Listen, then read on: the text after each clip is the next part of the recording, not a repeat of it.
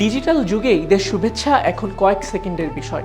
একটি Facebook post, মেসেঞ্জারের emoji বা copy paste করা বার্তা মুহূর্তেই পৌঁছে যায় শত মানুষের কাছে। কিন্তু এই দ্রুততার ভিড়ে হারিয়ে যাচ্ছে একসময়ের আবেগময় ঐতিহ্য ঈদ কার্ড। এখন আর পাড়া মহল্লার মোড়ে মোড়ে, অলিতে গলিতে বাহারি ঈদ কার্ডের দোকান চোখে পড়ে না। কার্ড কেনার জন্য ছোট শিশুরাও আর বায়না ধরে না। স্কুল খরচের টাকা বাঁচিয়ে ঈদ কার্ড কেনার আনন্দ এখন যেন স্মৃতির অতল গহীনে হারিয়ে গেছে।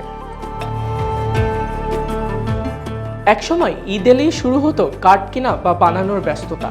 স্কুল পড়ুয়া শিশুরা আর্ট পেপার, রং পেন্সিল আর স্টিকার দিয়ে নিজ হাতে তৈরি করত শুভেচ্ছা কার্ড।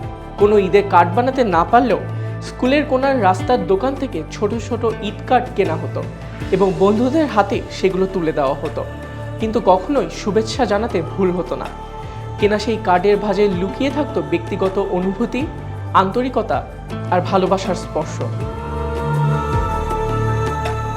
ঈদকে ঘিরে কার্ডের ব্যবসা এখন মৃতপ্রায় বলে উল্লেখ করে দেশের শীর্ষস্থানীয় কার্ড প্রস্তুতকারী প্রতিষ্ঠান আজাদ প্রোডাক্টসের কর্মকর্তারা।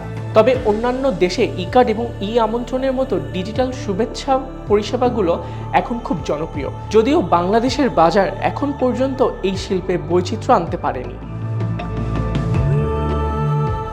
দুঃখজনক হলেও সত্যি, আধুনিকতার চাকচিক্যের নিচে চাপা পড়ে গেছে আমাদের পূর্বসূরিদের সেই মায়াভরা ঈদ কার্ডের প্রচলন। আমরা অনেক কিছু উন্নতি করতে পারি, কিন্তু শৈশব বা কৈশোরে সেই স্মৃতিগুলোকে তো আর আধুনিক করা যায় না।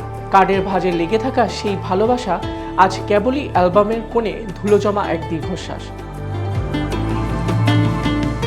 প্রযুক্তির অগ্রযাত্রাকে অস্বীকার করার উপায় নেই, তবে ঐতিহ্যের এই বিদায় মানুষকে কিছুটা রিক্ত করে দেয়। ডিজিটাল শুভেচ্ছা আসুক, কিন্তু হৃদয়ের মলাটে মোড়ানো সেই পুরনো ঈদ কার্ডের আবেদন যেন চিরকাল অমলিন থাকে স্মৃতির মণিকোঠায়। আবিদ খান, সময়ের আলো।